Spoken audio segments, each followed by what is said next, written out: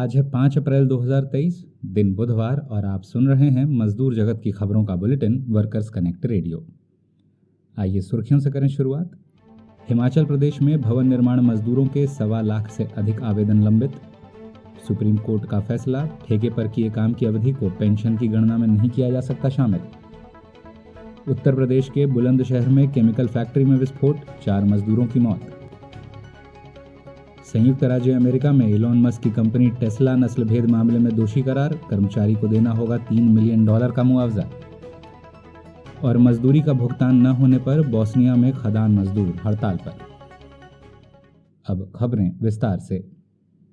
सूचना का अधिकार कानून के अंतर्गत प्राप्त जानकारी से खुलासा हुआ है कि हिमाचल प्रदेश भवन एवं सन्निर्माण कर्मकार कल्याण बोर्ड यानी Himachal Pradesh building and other construction workers welfare board में 1 लाख से अधिक आवेदनों पर कार्यवाही लंबित है।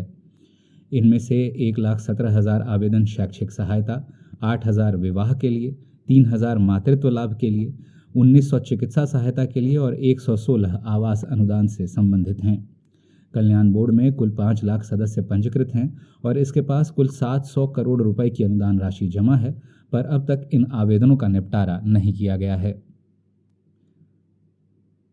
उत्तर प्रदेश के बुलंदशहर स्थित रसायन निर्माण करने वाली एक अवैध फैक्ट्री में विस्फोट होने के कारण 4 मजदूरों की मौत हो गई है।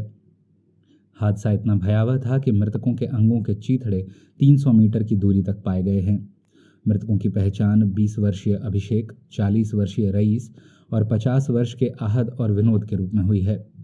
विस्फोट के कारण की अब तक पुष्टि नहीं हो सकी है। मुख्य निदेशक दूरदर्शन प्रसार भारती कॉरपोरेशन बनाम श्रीमती मागी देसाई मामले में सुप्रीम कोर्ट की न्यायमूर्ति M.R. शाह और C.T. रविशंकर की खंडपीठ ने उच्च न्यायालय के फैसले को खारिज कर दिया है। सर्वोच्च न्यायालय ने कहा है कि central civil services pension rules 1972 की धारा 13 के तहत एक सरकारी कर्मचारी की अर्हक सेवा उस पद का कार्यभार संभालने की तारीख से शुरू होगी जिस पर वह पहली बार मूल रूप से या अस्थायी रूप से नियुक्त किया गया हो। साथ ही ऐसी अस्थायी सेवा के बाद उसी सेवा या पद पर नौकरी बिना किसी रुकावट के हुई हो। फैसला सुनाते हुए सर्वोच्च न्यायालय ने कहा कि मामले में कानून की व्याख्या करने में हाईकोर्ट से चूक हुई है। ठेके पर काम करने की अवधि को अस्थायी नौकरी में नहीं गिना जा सकता और इसीलिए पेंशन की गणना करने में इसे शामिल नहीं कर सकते। फैसले के कारण ठेका मजदूरी के बाद स्थायी पदों पर आए मजदूरों की नौकरी में निरंतरता और पेंशन के लिए जरूरी सेवा अवधि की गणना चिंता का विषय बन गई है। चलते हैं अंतर्राष्ट्रीय खबरों की तरफ। पहली खबर संयुक्त राज्य अमेरिका से, जहां इलोन मस्क की इलेक्ट्रिक कार बनाने वाली कंपनी टेस्ला को नस्लभेद का दोषी पाया गया है। मामला 2021 का है, जब ओवन डियाज नामक एक अश्वेत मजदूर ने अपने साथ हो रहे भेदभाव के खिलाफ कोर्ट का दरवाजा खटखटाया था। टेस्ला को मानसिक उत्पीड़न का दोषी करार देते हुए कोर्ट ने कंपनी पर $3 मिलियन का जुर्माना लगाया है। बताते चलें कि कंपनी नस्लभेद के मामलों में घिरी हुई है। पिछले साल फरवरी में कैलिफोर्निया राज्य की department of fair employment and housing ने ऐसे ही एक मामले में कंपनी के खिलाफ सामूहिक याचिका यानी क्लास एक्शन सूट फाइल किया था। उधर बोस्निया और हर्जेगोविना के जेनित्सा प्रांत स्थित कोयला खनन कंपनी के मजदूर फरवरी माह की मजदूरी न मिलने के बाद से हड़ताल पर चले गए हैं।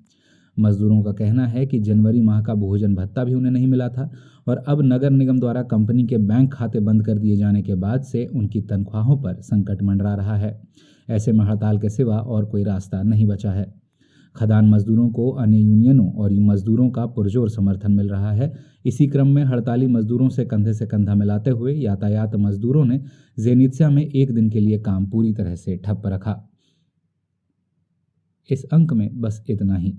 मजदूर जगत की ताज़ा तरीन खबरों के साथ शुक्रवार को फिर होती है मुलाकात। तब तक के लिए दें इजाज़त।